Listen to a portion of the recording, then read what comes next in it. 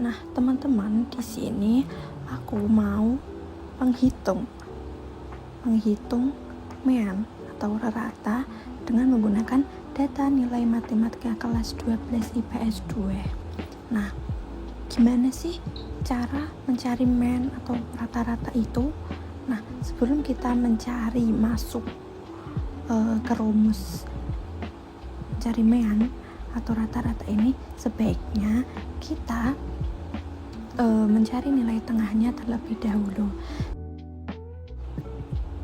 Kalian bisa langsung menjumlahkan nilai yang ada di dalam kelas tersebut. Jadi itu contoh 66 langsung ditambah 70, lalu kita bagi 2. Nah, teman-teman, jangan lupa ya untuk selalu memberikan tanda kurung di setiap penjumlahan yang ada pertambahan atau perkalian atau pembagian agar hitungannya tetap benar. Setelah mendapatkan nilai tengah, kita bisa langsung mencari sigma fx-nya. Nah, sigma fx ini bisa dihitung melalui frekuensi dikali dengan nilai tengah.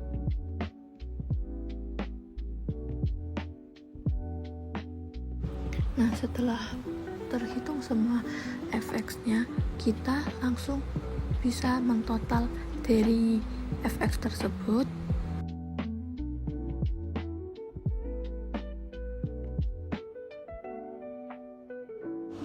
Lalu lanjut bagian kolom frekuensi, kita juga mentotal semua nilai frekuensi data tersebut.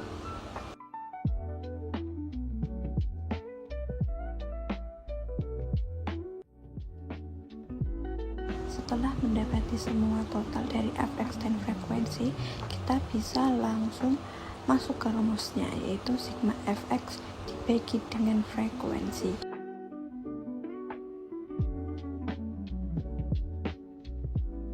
Jadi seperti itu ya teman-teman, untuk mencari rata dengan rumus tersebut. Halo semuanya, Naswa di sini. Hai, kali ini saya akan menerangkan tentang median pada data bergolong. Nah, median sendiri itu apa sih? Jadi, median itu adalah nilai tengah dari suatu data. Oke, langsung saja kita cari median pada data bergolong berikut ini. Check it out. Dan yap, di sini saya sudah punya 5 data guys, yang sudah berurutan dari angka 66 sampai 90 yang memiliki frekuensi yang beda-beda di setiap kelasnya nih. Di kelas pertama ada 3, lalu yang di kelas 2 ada 4, di kelas 3 ada 2 lagi, kelas 4 ada 6, dan terakhir di kelas 5 ada 5. Jadi total frekuensi ada 20 ya guys. Setelah diketahui frekuensinya, kita harus mencari nilai tengah. Nilai tengah itu yang gimana, Kak? Nilai tengah ya yang berada di tengah. Ya nggak sih? Untuk mencari nilai tengahnya itu gimana ya, Kak? Oke. Sini gue kasih tahu caranya. Karena kita pakainya data bergolong, jadi kita harus urutkan terlebih dahulu. Karena kelamaan, jadi kita hitung aja ya guys ya. 66, 67, 68, 69, 70. Nah, nilai tengahnya tuh berapa? Ya 68 lah. Gitu aja kok susah. Gitu juga dengan kelas 2. Kita urutkan dari 71, 72, 73, 74, 75. Berarti nilai tengahnya ya 73. Oke, karena kelas 1 sampai 5 ini polanya sama, jadi ya tinggal diurutin aja guys. Berarti yang kelas 3 itu ada 78, lalu kelas keempat itu 83, dan yang terakhir kelas 5 itu 88. Selesai. Setelah kita tahu nilai tengah dari masing-masing kelas, langkah selanjutnya itu kita cari fx-nya guys. Nah, fx ini perkalian antara frekuensi dan nilai tengah. Oke guys, kita langsung cari ya. Untuk kelas pertama, langsung pakai rumus saja biar cepet ya. Kelas pertama frekuensinya ada 3 dikali dengan nilai tengahnya ada 68 sama dengan 204. Biar makin cepet kita langsung visualis saja guys. Biar langsung tara, makjreng. Tuh kan, langsung cepet kan, langsung ketemu semua. Magic bukan? Bukan. Setelah itu, kita langsung totalan aja guys. Ketik sama dengan sum kurung buka, lalu diblok dari kelas pertama sampai kelas kelima. Jangan lupa kasih kurung tutup ya, biar ketemu hasilnya. Dan yap, hasilnya ada 1590. Selanjutnya kita cari kelas mediannya. Jadi kelas median itu yang menunjukkan di mana letak nilai tengah dari data bergolong ini. Dan untuk mencari kelas median sendiri itu dengan membagi 2 dari total frekuensi. Nah, karena total frekuensinya ada genap yaitu 20, yang kemungkinan kelas mediannya itu ada di 2 anggota, yaitu anggota 10 dan 11. Oke, langsung saja kita cari anggota 10 dan 11 itu nih ya. Caranya tinggal ditambahkan saja guys dari frekuensi pertama, kedua, ketiga, keempat, dan kelima. Nah, setelah ditambahkan ternyata hasilnya ada di kelas keempat, yang mana kelas keempat lah yang menjadi kelas median. Dan setelah kelas mediannya ketemu, langsung saja kita masukkan ke dalam rumus ya guys. Yang pertama adalah B. B adalah tepi bawah kelas median. Nah, tepi bawah kelas median itu berada di nilai akhir dari kelas ketiga dan nilai awal dari kelas keempat. Oke, langsung saja kita masukkan, yaitu dalam kurung 80 ditambah dengan 81 kurung tutup dibagi dengan 2, yaitu hasilnya 80,5. Lalu selanjutnya kita cari luas kelasnya. Luas kelas itu rentan atau jarak dari suatu nilai per kelasnya. Dan di sini jaraknya itu ada 5, yaitu dari 66 sampai 70. Kemudian kita cari jumlah datanya guys. Jumlah data ini biasa dibilang dengan frekuensi ya. Dan di sini frekuensinya ada 20. Jadi langsung saja kita ketik 20. Selanjutnya kita cari frekuensi data sebelum median. Jadi frekuensi dari kelas 1, 2, dan 3 itu dijumlah. Dan ternyata hasilnya ada 9. Dan yang terakhir, frekuensi kelas median. Frekuensi kelas mediannya ada di kelas 4 guys, yaitu 6. Setelah semuanya ketemu, saatnya kita cari dengan rumus. Oke, kita masukkan B-nya yaitu 80,5, tinggal diklik aja guys. Lalu ditambah dengan L, luas kelasnya, lalu dikali dalam kurung setengah dikali N dikurangi F besar, yaitu frekuensi kelas sebelum median, kurung tutup per F kecil. Tara, hasilnya sudah terlihat, yaitu 81,333333333. Nah, itu tadi cara mencari median pada data bergolong. Semoga bisa dipahami ya guys. Oke, kalau gitu saya pamit undur diri. Bye bye. See you.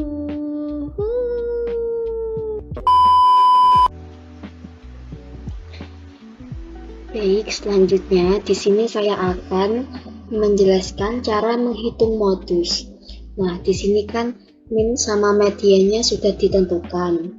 Nilai minnya itu 79,5 dan mediannya itu 80,5.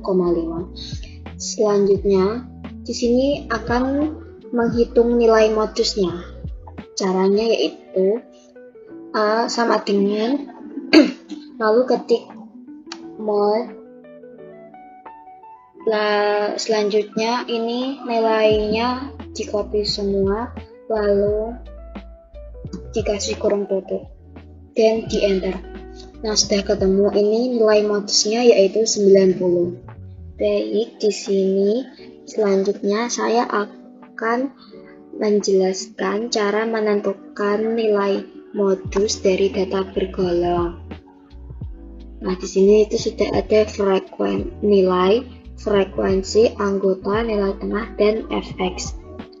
Frekuensi ini kan di sini kan ada 3, berarti anggotanya itu dari data ke 1, 2, dan 3.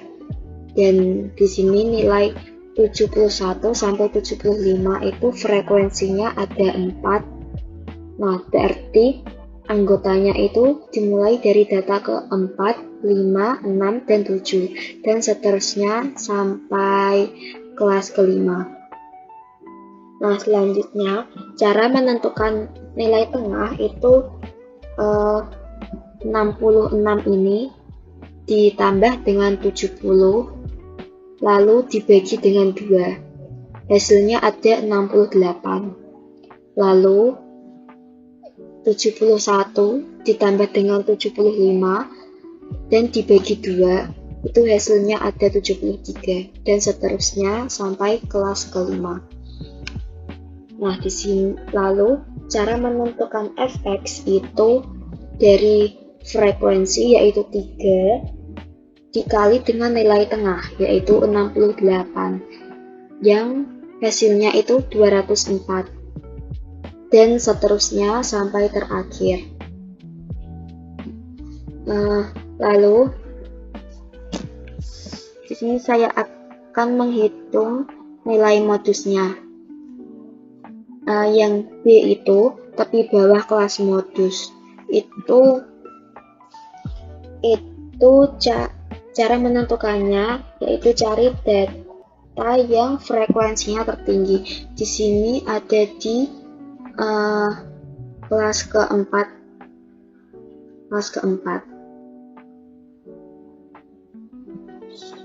Berarti di sini itu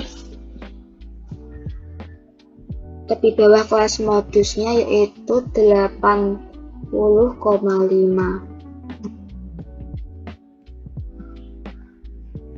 Nah, lalu yang L ini adalah luas kelas. Luas kelasnya itu cara menentukannya rentan dari 66 ke 70. Berarti 66, 67, 68, 69, 70. Berarti ada 5. Lalu di sini ada D1. D1 itu selisih antara frekuensi kelas modus dengan frekuensi kelas sebelumnya. Berarti di sini kan ini kan 5. Selisih dengan frekuensi kelas sebelumnya yaitu ada 3.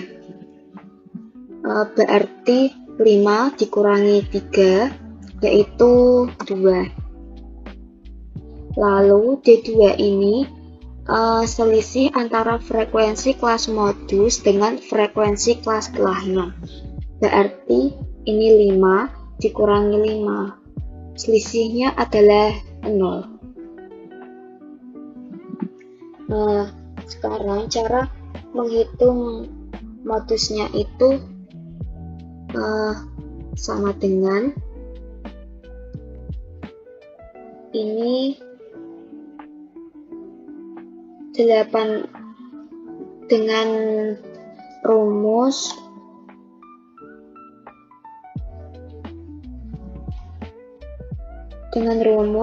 B1 ditambah L lalu D1 dibagi dengan D1 tambah D2. Berarti di sini 80 lalu 80 ditambah ini dikasih kurung buka ditambah dengan L-nya ini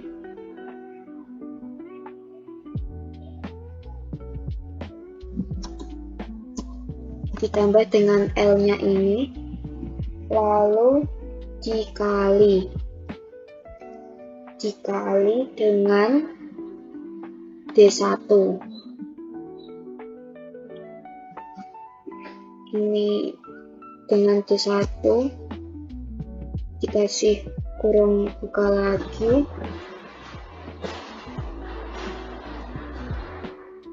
ini lalu dikasih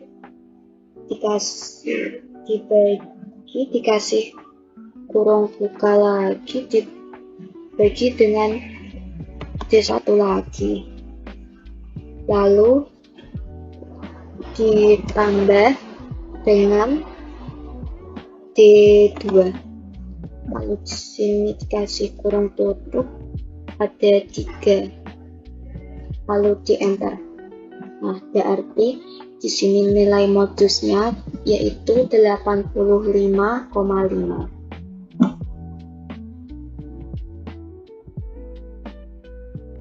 Selanjutnya, kita akan membahas jangkauan dispersi pada sampel dari data bergolong. Di sini sudah ada data bergolong, diketahui nilai X dan juga nilai frekuensinya. Bagaimana caranya kita mencari jangkauan itu? Caranya dengan mencari Xmax dan juga Xmin. Apa sih itu Xmax? Xmax yaitu nilai tertinggi, kalau Xmin itu nilai terendah. Sekarang pertama-tama kita mencari nilai tengahnya dari nilai X tersebut. Ini datanya kita copy dulu.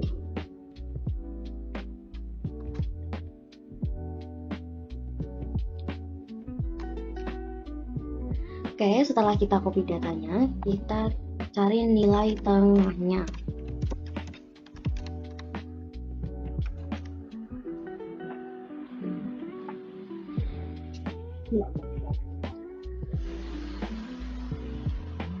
Nilai tengah kita mulai dari data pertama, yaitu angka 50 sampai 58. Berapa sih nilai tengahnya dari angka 50 dan juga sampai 58? Kita hitung terlebih dahulu 50, 51, 52, 53, 54, 55, 56, 57, sampai 58. Berhubung ini datanya cuma 9, jadi pas nilai tengahnya ada di data kelima, yaitu 54. Sedangkan kalau datanya ada 10, berarti nilai tengahnya ada 2, yaitu di data kelima dan juga data ke-6. Itu dijumlahkan. Jika ketemu data kelima dan data ke-6 itu dijumlahkan, setelah itu dibagi menjadi. Selanjutnya, yang kedua, berapa nilai tengah dari angka 59 sampai 67? Kita hitung terlebih dahulu. 59, 60, 61, 62, 63, 64, 65, 66, 67. Datanya cuma ada 9 lagi, jadi pas nilai tengahnya yaitu 63.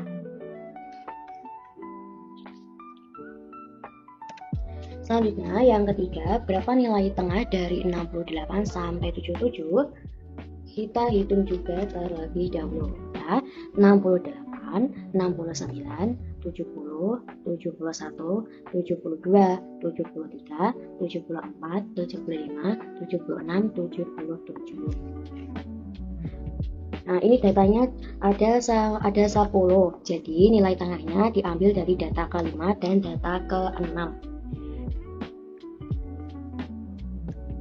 Jadi data kelima yaitu 72, kalau data ke-6 73. Jadi kita jumlahkan terlebih dahulu data ke-5 dan juga data ke-6. Setelah itu baru kita bagi 2. 72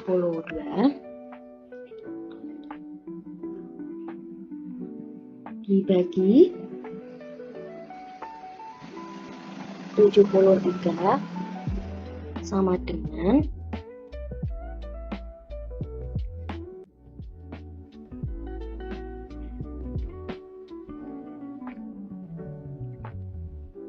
100. Oh, kok dibagi, maaf. 72 dijumlahkan dengan 73 sama dengan 145. 145 ini kita bagi menjadi 2. Kita bagi 2 sama dengan 72,5. 72,5. Jadi nilai tengah dari angka 68 sampai 77 ini, nilai tengahnya adalah 72,5. Untuk selanjutnya nilai tengahnya 82. Selanjutnya lagi nilai tengahnya 91. Setelah nilai tengahnya diketahui, kemudian kita akan mencari X maksimal dan juga X minimalnya.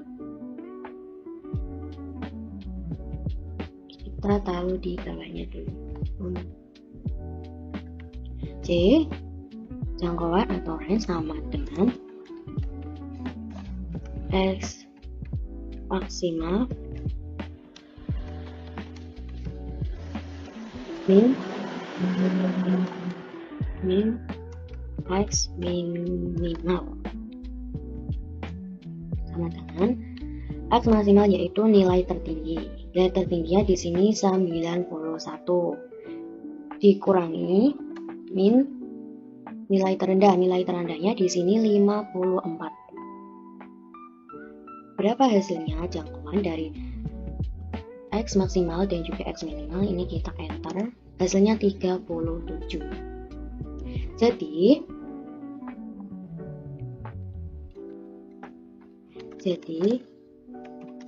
nilai dari jangkauan dispersi pada sampel data bergolong yaitu hasilnya 37.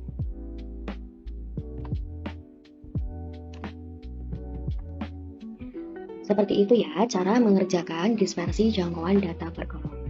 Pertama kita cari nilai tengahnya dulu, setelah itu kita cari X maksimalnya dan juga kita cari X minimalnya. Setelah X maksimalnya ketemu dan juga X minimalnya ketemu, kita kurangi atau dikurangi, nah nanti dapat hasilnya seperti itu. Di sini saya akan menjelaskan tentang dispersi pada sampel data tunggal. Sebelumnya, dispersi atau dispersion itu, ukuran dispersi adalah ukuran yang dapat memberikan gambaran terhadap sebaran data. Untuk rumusnya itu sebenarnya ada 3 cara. Yang pertama ada jangkauan dengan rumus J sama dengan X max dikurangi X min. Untuk X max itu nilai yang paling tinggi dan X min itu nilai yang paling rendah untuk menghasilkan nilai jangkauan. Terus yang kedua yang belum sempat saya tulis di sini itu ada rata deviasi. Untuk rumusnya RD sama dengan sigma garis X dikurangi mu per N. Yang garis itu adalah mutlak. N itu ukuran sampel. Nah, untuk yang ketiga yang nanti kita cari itu ada variansi data pada populasi. Nah, untuk rumus ini itu kurang dipangkatkan 2, mohon maaf ya. Nah, untuk rumusnya itu S kuadrat sama dengan sigma kurung buka X dikurangi X bar per N atau ukuran sampel dikurangi 1 per yang ini itu kurang tutup pangkat 2. Jadi gitu ya, ini kurang pangkat 2, mohon dimaafkan. Nah, untuk X-nya itu tersendiri itu, X adalah nilai tengah, dan X bar-nya itu adalah rata-rata, dan N itu adalah jumlah frekuensi. Nah, setelah mengetahui rumusnya, kita akan belajar tentang contoh soal yang sudah dibuat. Nah, contoh soalnya seperti ini. Diketahui nilai 36 siswa yang ditetapkan sebagai sampel setiap tabel di bawah ini. Nah, ini ada nilai sama frekuensi. Untuk nilainya itu ada 5, 6, 7, 8, 9, 10. Dan frekuensinya itu ada 3, 7, 10, 9, 5, dan 2. Nah, dari contoh soal ini kita itu disuruh untuk mencari variansi dari deviasi baku dari data tersebut. Rumusnya itu S kuadrat sama dengan sigma kurung buka X dikurangi X bar kurung tutup pangkat 2. Ini kurang pangkat 2 ya teman-teman, per N atau ukuran sampel dikurangi 1. Nah, kita buat horizontal biar mempermudah kita dalam mencari rumusnya. Nah, ini sudah saya terapkan nilainya tadi yang sudah tertulis. Terus ini ada juga frekuensinya yang sudah saya terapkan juga. Nah, di sini kita akan mengerjakan Nah, ini ada nilai dikali frekuensi. Kita langsung saja sama dengan 5 dikali frekuensinya 3. Sama dengan, nah hasilnya adalah 15. Kita langsung tarik saja biar mempermudah hasilnya nanti. Nah, hasilnya semua ini tadi ada 36. Ditambah ini semua ya. Ini saya manualkan karena tadi tidak bisa. Sama dengan, nah hasil seluruhnya itu ada 264. Setelah itu kita akan mencari rata-rata atau X-bar-nya. Caranya itu sama dengan jumlah frekuensi ini semua. Terus kita dibagi dengan frekuensinya. Enter. Hasilnya itu ada 7,3333 sekian. Nah, setelah itu kita mencari ini. Caranya sama dengan X-nya ini, terus kita kurangi rata-ratanya. Kita ketik aja ya rata-ratanya. 7,333-nya 5 kali. 333 enter. Nah, hasilnya segini. Terus kita tarik ke bawah. Kita tarik ke bawah begini. Nah, hasilnya udah ada semua. Yang selanjutnya itu kita tinggal mencari yang ini. X min X bar pangkat 2. Jadi sama dengan, terus ini di akar ya, akar pakai petik gitu, akar 2. Kita enter. Nah, hasilnya segini. Langsung kita tarik ke bawah biar mempermudah.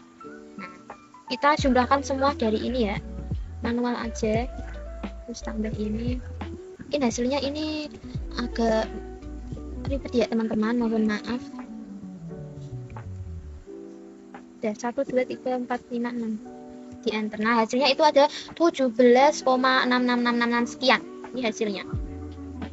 Ini hasil dari X min X bar pangkat akar 2.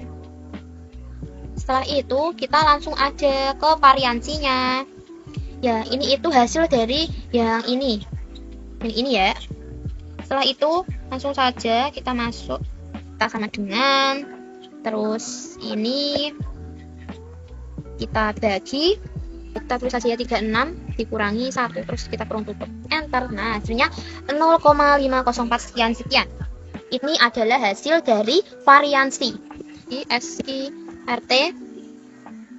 Terus kita kurung tutup, buka hasilnya ini, terus kita kurung tutup deh, enter. Nah, ini adalah hasil dari deviasi baku soal yang sudah kita buat tadi yang ini. Semoga bermanfaat. Guys, selanjutnya kita akan membahas variansi dispersi pada sampel dari data bergolong. Di sini sudah ada data bergolong, diketahui nilai X dan frekuensi. Caranya gimana mencari variansi itu? Caranya itu sigma X min X bar pangkat 2 per N min 1. X sama X bar itu apa? X itu nilai tengah, X barnya itu rata-rata, dan N-nya itu jumlah frekuensi. Nah, sekarang kita cari nilai tengahnya dulu. Kita copy dulu datanya. Terus kita paste. Nah, kita cari nilai tengah. Caranya cari nilai tengah itu nilai tengah dari ini. Kita hitung mulai dari 41, 42, 43, 44, 45, 46, 47, 48 sampai 49. Nah, berhubung ini nilainya cuma 9, jadi pas nilai tengahnya itu ada di data ke 5, yaitu berapa?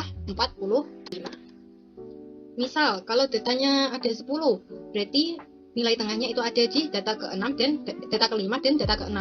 Caranya gimana? Caranya itu data ke-5 sama ke-6 itu dijumlah, habis itu dibagi 2. Nah, selanjutnya yang ini, yang kedua, yaitu nilai tengah dari 50 sampai 58 itu berapa? Itu ada 54. Dan juga sama, diperoleh nilainya 63. Yang selanjutnya yaitu diperolehnya 72. Selanjutnya itu 81 dan yang terakhir itu 90. Setelah itu, karena sudah diketahui nilai tengahnya, kemudian kita cari rata-ratanya. Cari rata-ratanya itu kita copy dulu frekuensinya ini. rapi.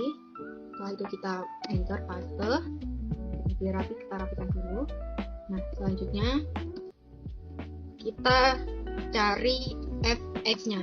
Fx-nya itu berarti frekuensi dikali x. X itu nilai tengah. Berarti caranya sama dengan frekuensinya ini 3 dikali, berarti tandanya bintang atau shift 8 dikali x-nya itu nilai tengah. Tinggal di enter. Selanjutnya kita nggak perlu mencari satu-satu, kita tinggal tarik ke bawah. Sudah jadi. Berarti nilai fx-nya itu sudah diketahui semua. Di situ kita jumlahkan dulu biar kita bisa mencari rata-rata. Kita jumlahkan dulu sama dengan sum kurung buka ini ditarik ke bawah, terus di kurung tutup, di enter, sudah jadi total. Kita juga cari jumlah frekuensinya juga. Jumlah frekuensinya kita cari juga. Caranya sama dengan sum kurung buka ini kita tarik ke bawah, tinggal kita kurung tutup, enter. Berarti caranya mencari rata-rata itu nilai fx-nya ini sama dengan fx-nya ini dibagi dengan nilai jumlah frekuensi. Kita tinggal enter. Berarti rata-ratanya jumlahnya 66. Selanjutnya kita mencari x-min x-bar-nya. X-min x-bar, x berarti nilai tengahnya, atau bentar biar kita ingat, kita tambah dulu. X itu nilai tengahnya, x-bar itu rata-ratanya. Berarti sama dengan dulu, x-nya ini 45, kita min x-bar kurangi berarti 66, tinggal kita enter. Selanjutnya juga sama dengan x-nya 54, kita kurangi dengan rata-ratanya 66. Selanjutnya juga begitu, sama dengan nilai x dikurangi dengan rata-rata, sama dengan nilai x kurangi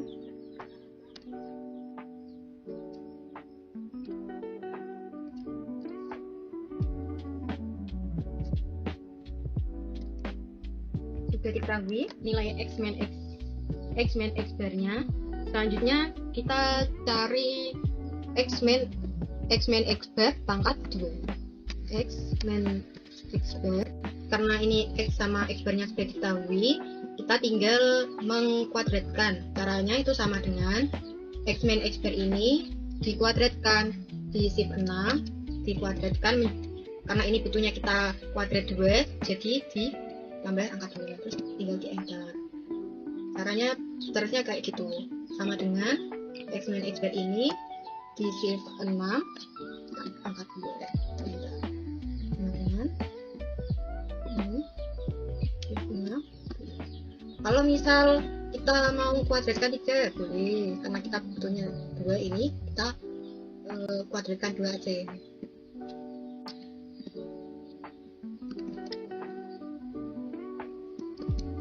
Nah, karena sudah diketahui ini, kita jumlahkan sama dengan sum kurung buka,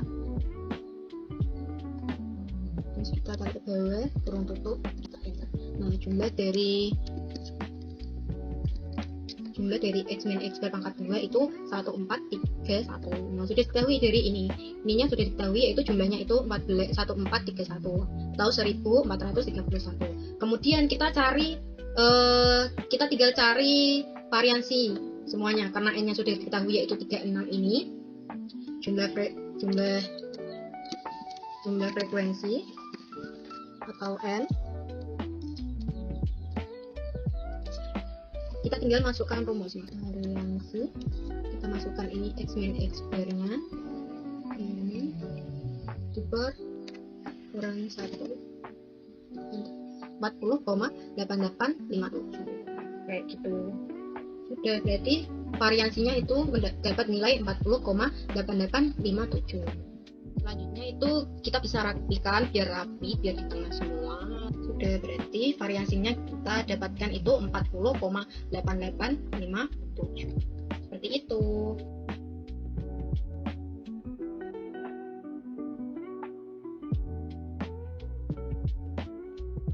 Apa sih Mbak peran statistika dalam kehidupan sehari-hari?